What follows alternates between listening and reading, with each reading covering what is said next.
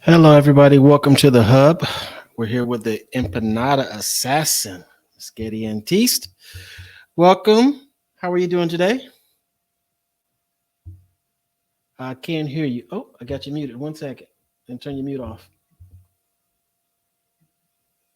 You're Here I am. there Okay, you go. A little technical great. difficulty right now. So again, we're going to welcome Miss Guetty here, the Empanada Assassin. Welcome to the Hub. Thank you. Thank you for having me. It's good to have you here. We met on Clubhouse quite a few months ago. Yes. Um, and so off and on there and talking about food and the diaspora of food. Yes. And so, but anyways, we're here today to talk about the Empanada Assassin and the impact that she's made on her community with empanadas. And so, tell us a little bit about yourself, a little bit about your background. Um, well, hello. My name is Guetty Antiste. I'm head chef of Antiste Eatery and the Empanada Assassin, which is a line of gourmet empanadas. Hmm. I really didn't even start with empanadas. I started off with really feeding the community. Antiste Eatery is it's not a nonprofit, but it started off with I was making meals because I'm very passionate about individuals. Not I'm very passionate about people, individuals. Uh, I'm very It's passionate. okay. Take your time. We got this.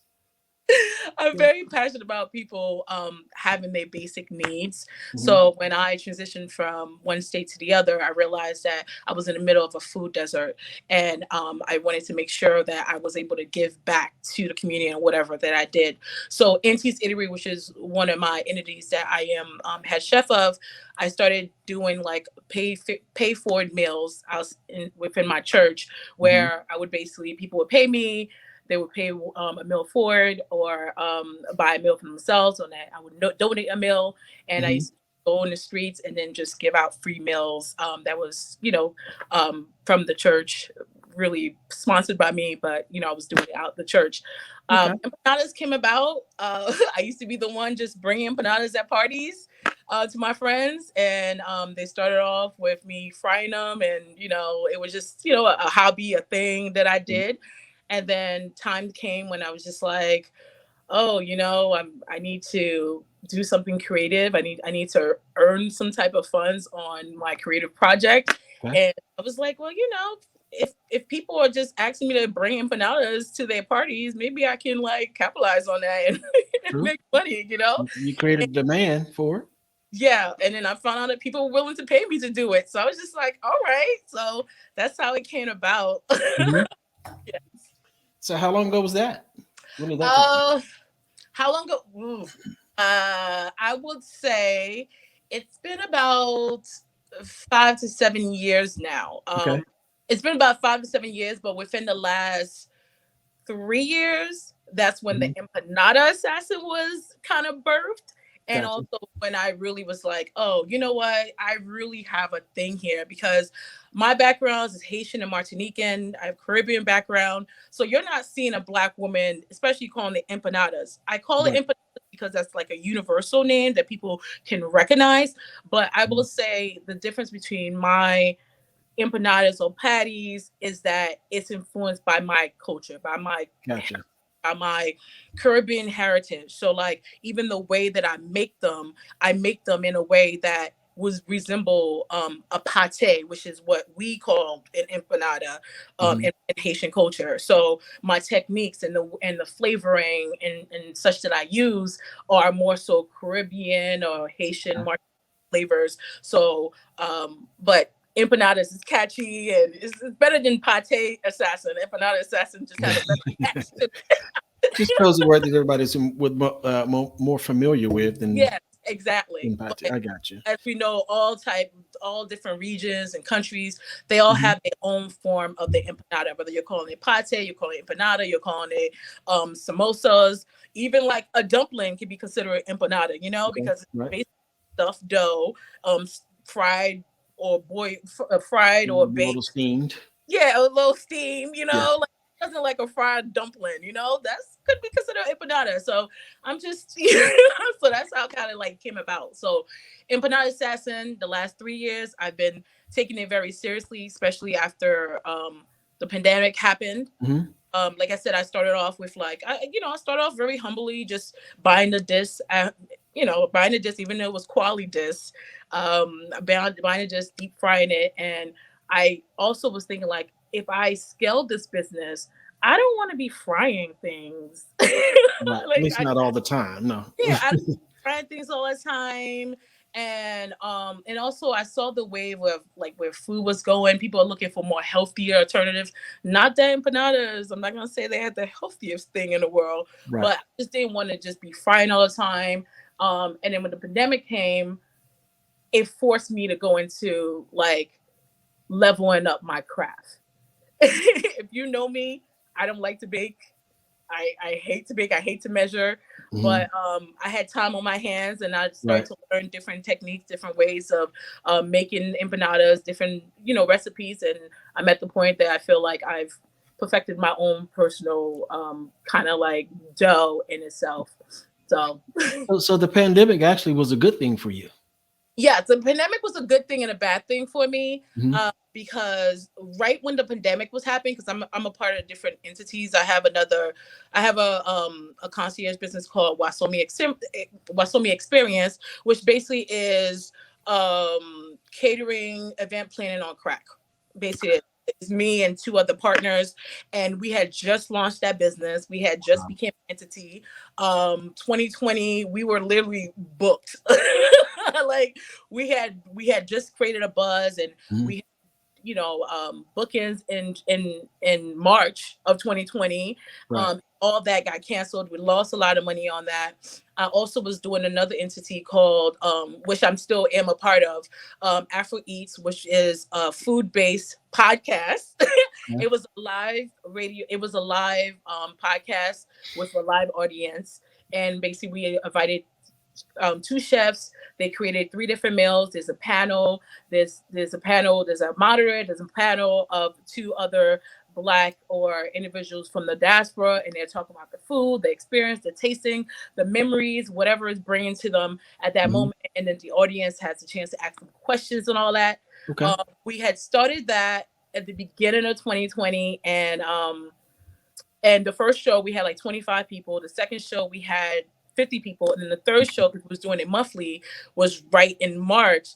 We had 100 people sign up to come to the live, and then Right. COVID happened, End of it. and boom.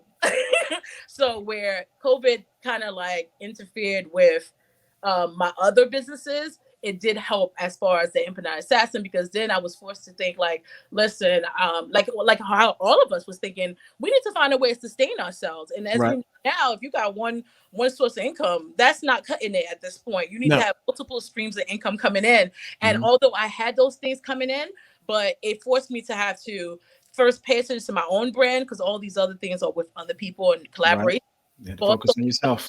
do with these empanadas, because now at this point I can't just be doing them for fun, which I do them for fun, but I need to find a way to still do it for fun and also leave my corporate job, because I also this is not my full-time job. So But it did give you the chance to focus on yourself though, and yeah, not kind of block everything else out because you had no other choice. yeah, exactly. I definitely had no choice. I mean, I was fortunate enough that my I still had my corporate job. I was still making funds, and actually that was very lucrative, because now that the world was shutting down, there was a lot of hours there, but it's not what I was passionate about. It's never been what I've been passionate about, Right. and I've been struggling with that for a very long time. And when the pandemic happened and COVID, it really pushed me to be like, you know what? I can't do this anymore. I can't do this corporate job. It's not me. It doesn't fit my personality. And I want to make people happy with food. And I want to feed the community. And I want to be of the community. And what I'm saying, I just want to do what I love. I want to wake up every day and I want to wake up every day and get paid to be me. That's That's a what I beautiful want to thing. do. I don't know about y'all, but that's what I want to do. Every That'd be a day, beautiful wake up, thing. be me with a lot of audacity. That's what I want to do. Okay. I mean, that should be the ultimate goal for everybody. I mean, because Yeah. we really can't, the way things are going right now, we can't depend on, like you said, the corporate situation to keep sustaining us. And life is so short anyway. So why aren't we focused on what really creates our passion and what fuels our passion? And Yes, if you can make a living at it and feed yourself with it, then why not? I mean, it just makes sense. Like you yeah, said, and cooking food is a it's a beautiful thing. I'm not a trained chef. I love to cook though. That's why I was in. That's how I it met you in the room. Um, but it's like a communal thing, and it's almost like a task of service to feed somebody really and to is. watch their face light up when they bite into it. And it's like, oh my gosh. So that leads me to ask you, in what ways do you think that you're I'm gonna call it a perfection because you've perfected it for you. You perfected it, obviously. How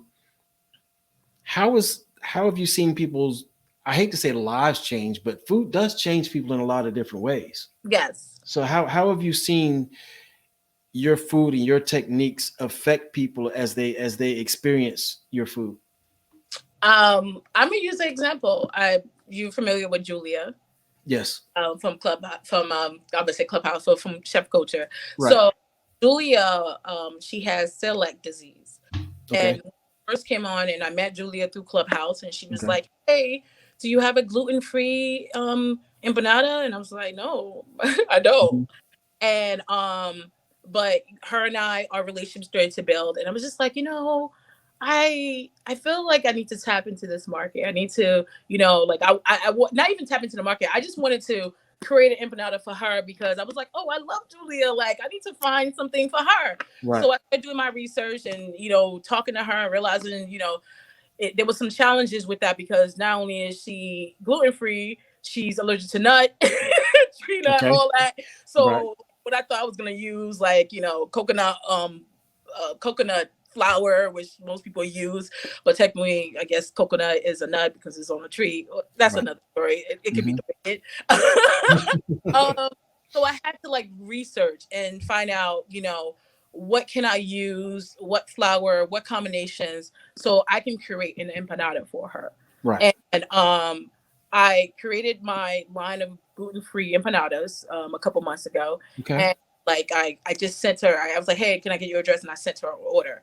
And when I tell you the way that she cried over the phone, she was like, I'm in tears because like you took the time out to create something an empanada just for me and mine, and I just Right. did it because like she is an awesome human being. I was Hmm. like, I'm gonna do this. But when I tell you, when I created it, I did it just an intention. It's like, hey, I wanted to just share this with you, but it has transformed the way now I do my empanadas. Now my dough is just gluten free because, truth be told, I've tested different doughs, and that dough tastes better than all the other doughs because I've done the work and research and You the perfected butter. I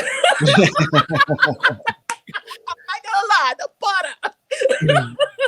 to That's make what's it up. good. But that had that like I would say that's a way, that's one way, live way that I feel like my empanadas are changing lives because where she is very limited on the type of foods that she can eat and even the Right. gluten free empanadas that might be that not really on the market. Now she could come to me and I'm her plug, and she's like also exposing her family members that are not gluten free to the Right. empanadas, and they're like, "Wow, like you would never think that this is gluten free because most gluten free pastries are not Yeah, that it don't taste good. they don't taste good." But That's what it is. We're gonna call it what it is. yes, yeah, call it what it is. But like, I feel like if anything, that's going to change the minds of people as far as what gluten-free pastries can be. Because, I mean, I'm saying it because it's my line, but I've tested it, I've given it, and I've put it in the freezer. I've taken it out months later. And I'm like, yo, this is it. This is Uh, and I'm not the one. I'm not the kind of person to be like, "This is it." I'm one of those critical chefs. Like, I'll make mhm. something. Everybody's like, "Oh, this is good." I'm like, "It's all right. It could use a little bit of that, blah blah blah." But like the gluten free empanada, and you could ask Julia if you want to, and Okay. Julia is a straight arrow, straight shooter, and it is to die for. I'm gonna admit, I really, I'm proud of myself, and I'm proud Yeah. of what I'm As gonna we say be about with them. you put your foot in it, huh? Yeah, yeah. I put all 10 of those in some stuff. I'm not gonna lie. I'm not gonna front on you right now. That's good. That's good. I'm proud. I mean, that's something to hold. When you can create something, when you can fill a need, Hmm.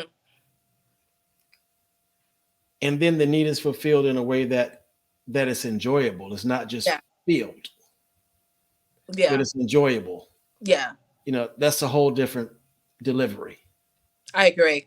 I agree. It's a whole different delivery. So And it's a market. Like there's these small group of people that want the gluten free, and they'll pay market price for it oh yeah, because they it's a big market understand now. the labor and what it takes for a pastry to taste good to be gluten free. Hmm. And is I like to say it's not about the money because I'm not motivated by money, although like I understand money buy things and stuff like that. But all the things, all the passion work, all the artistic things that I do, it's never been about money. It's always been because this makes me feel good. This Hmm. makes me feel good. This brings people a smile on their face or whatever. But we also in an age where we need to figure a way how the things that makes us feel good, we can capitalize on that too, because everybody else is capitalizing on our things that make us feel good. I mean, you might as well. Yeah, it's call it what it is. Yeah. The appropriation is real. Yes. The appropriation is real. So, out of obviously you've done well in your business. Who would you say is the was your biggest influence in doing what you do? I'm gonna say who's my biggest influence. I want to back up a little bit. Okay. I didn't grow up cooking. That Okay. was not a thing for me. And it wasn't a thing because it was a thing in my household. Like, like I said, I grew up, my mom is Haitian. Um, teaching your daughter how to cook, but it was mostly like teaching your daughter how to cook to serve a man. And I saw the dynamics within my household, and I was just like, this is not what I want to do. So I actually rebelled against cooking for a very long time. My sister, which is a trained chef, Okay. uh, from Johnson and Well, graduate from Johnson and Well. She used to cook for me when I was in the house, so when I lived at home. So it wasn't until I moved out of the house that I started dabbling and cooking and such like that. A summer I met this phenomenal, and let her rest in peace, artist called Israelite. She was a spoken word artist, traveling. We met at that time of my life. I was a part of a poetry group. Mhm. I feel like I've had a lot of lifetimes and stuff. I was part of the poetry group, so we met through that channel, and we became very close. And she was a cook. Okay. Woo-hoo. Till this day, I had the best honey bun upside down cake situation. I don't know what it was, but she just made magic in the kitchen. Like one time she literally we was like, oh, we're hungry. Well, not hungry. We wanted like a snack. She took a honey bun. She took some pineapple. She took something else, and she just made magic. I've never saw a honey bun again the same.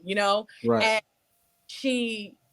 I used to hang with her, and then she used to just cook, and she made like all the things that I like to eat, like not fried chicken, not fried chicken, but fried rice, and it Okay. tastes like Chinese food. And I was just Mhm. like, wait a minute, this is a thing. Like we can make Chinese food and all Mhm. these different culture foods, takeout foods. We can make that at home.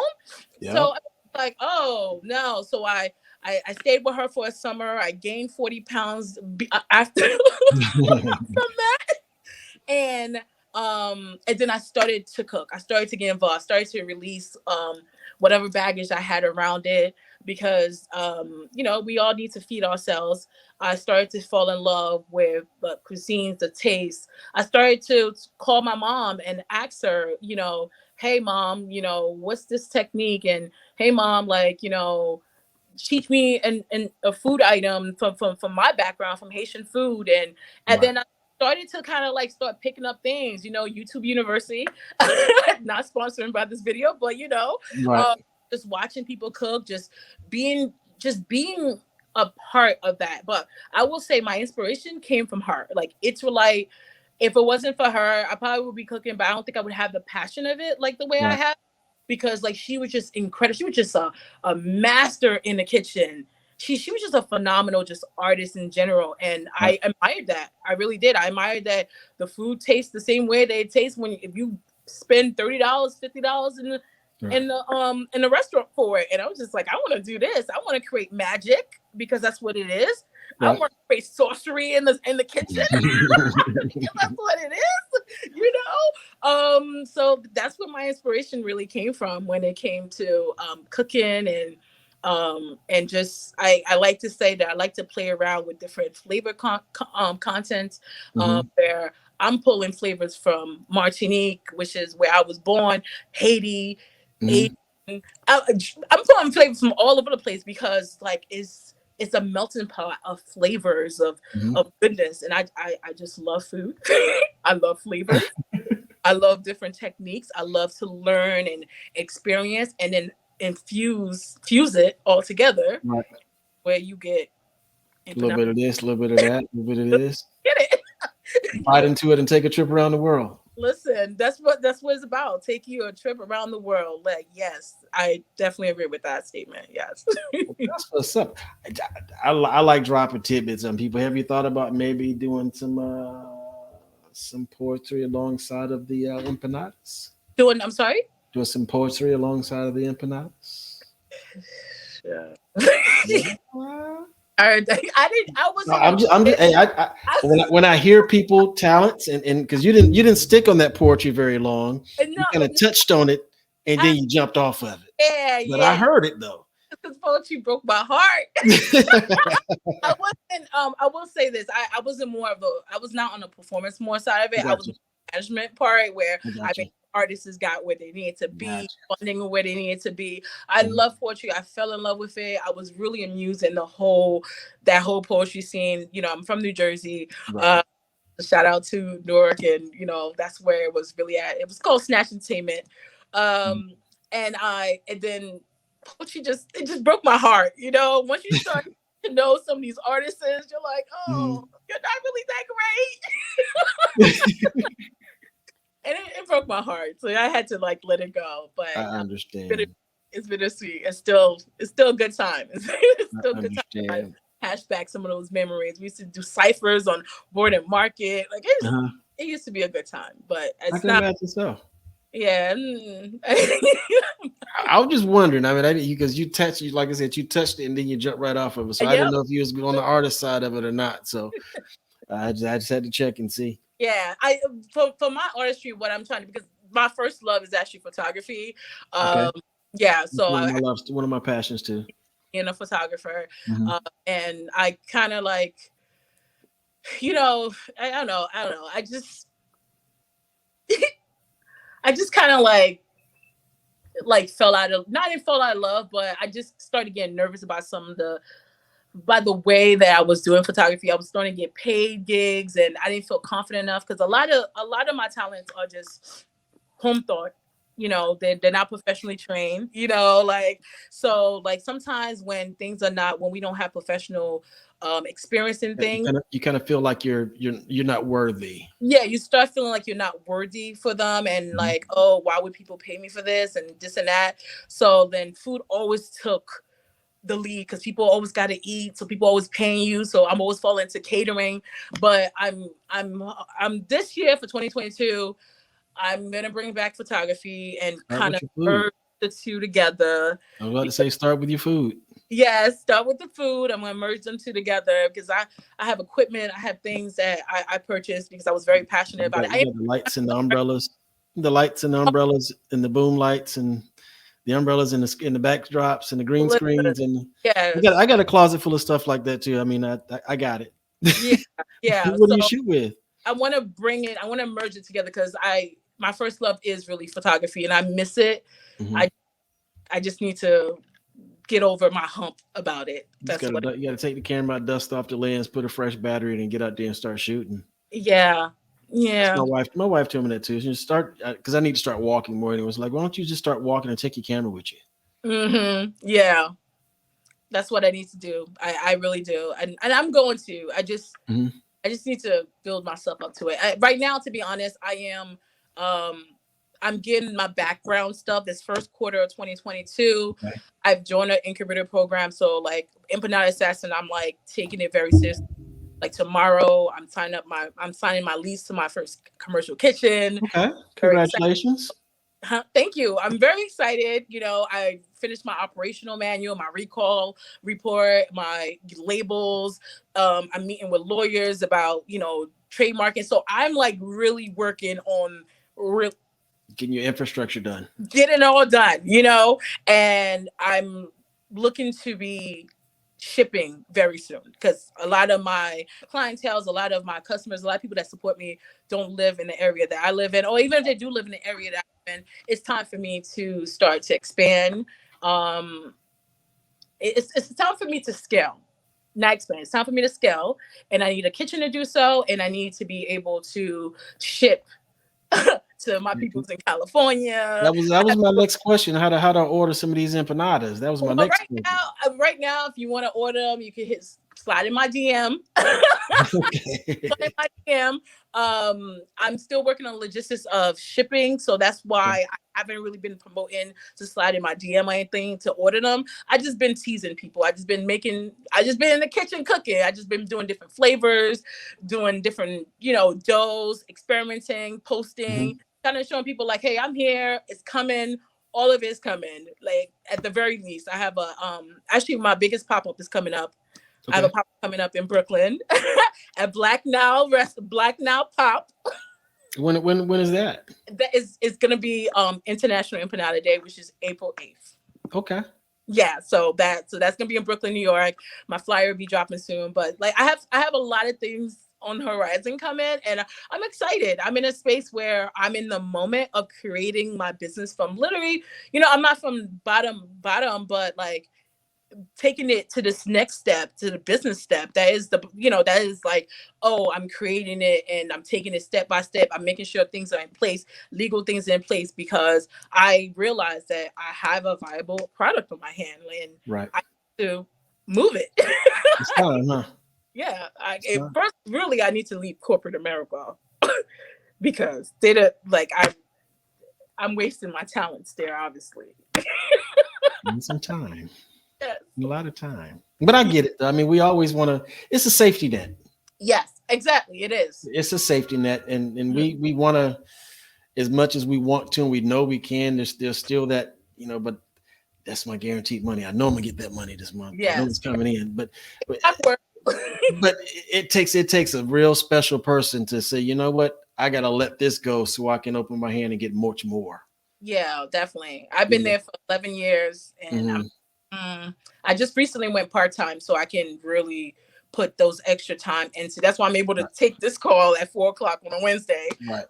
Went part-time and I've been taking the ground running since then. I'm like, okay, we're gonna make this happen because every moment that I'm in Procrastinating. year of moving forward in my project is Mhm. another moment another year that I'm sitting in this job in front of this computer and wasting away. And one of my biggest fears, and just to go back a little bit, I got COVID in December, and that really, although I was already like, I need to leave this corporate America, I need to, but when I got COVID, woo, chilly. Like I was like, you know what? I definitely cannot die and leave this earth still working here. Like I need to, and that's always been one of my biggest fear, leaving here without fulfilling my goals, without fulfilling my desire, without, making sure that I don't have children, but I got godchildren and a niece and nephew, and those are my babies, and leaving something for them, leaving some generational wealth, like whatever it is, like whatever is my heart, like God has filled me up with so many different talents and Mhm. I need to find a way, and I'm going to find a way to bring them out into the world. And I cannot leave this earth without doing so. And if I do, I feel like that would be one of my biggest regrets. So, if anything, COVID really installed that in me. And that from there, I came back to work. I was like, listen, I need to go part time. And I've been, Mhm. I've been going since then. Then get it together. I've been getting it together. I was like, hey, this anxiety, this fear, you can't live here no more. We gotta go. We Gotta gotta find move somewhere to go, but it ain't here. in here. So I don't know where you're going, but you got to get out of here. Yes, exactly. I appreciate your time today so much. It was wonderful sitting You. down and talking with you. You And did wonderfully. thank you. I told you it was just a conversation. No Yes, need to be nervous. I'm I an am. easy person to talk to. I'm such a nervous just right, guys. That's just my perspective. Like, but when I have to, they're like, "But you do so well." I was like, "But you don't Right. understand the nervousness." Like, I'm like, my exit gonna kick in. I don't know what's gonna happen. Like, I'm like, I don't know. But thank you so much for giving me this opportunity. I You're really quite welcome. Thank like, you for coming on. like, you know me, I wouldn't, but I was like, Guetty, you need to put yourself out there. You need to, go ahead and get this and open this door of opportunity. You don't Mhm. know where it's gonna lead you, and just do it. So I'm glad I did. I'm really excited to see. I'm so glad you did also. It'll be up ready for you in a little while. Don't worry about it. But hold on a second. We're going to go ahead and take care of some things and we'll get Yeah. out of here. But thank you again for tuning in, for coming in and spending some time with us and letting us learn a little bit about the Empanada Assassin and your course of life and how that came about. We really appreciate you. And so we're going to make sure the information is shared on the website so people will be able to slide into that DM and order them some empanadas. So until next time, we'll definitely have to get you back here. But until next time, um, we'll get back at you. Yes. Sorry, would you say something? Oh, I was just saying bye, everyone. All right, we'll talk to you a little bit. All right. All right. Want to thank you guys again for tuning in to the hub. We just had Miss Guetty on discussing the empanadas that she makes. A wonderful, wonderful thing. Ooh, that was loud. My bad for that one. We want to thank Guetty again for coming in and talking about the empanadas. If you'd like to be a guest on the hub, please go to the website and just click on to be a guest tab, and we'll definitely get you taken care of. Until next time, we'll see you then. Bye bye.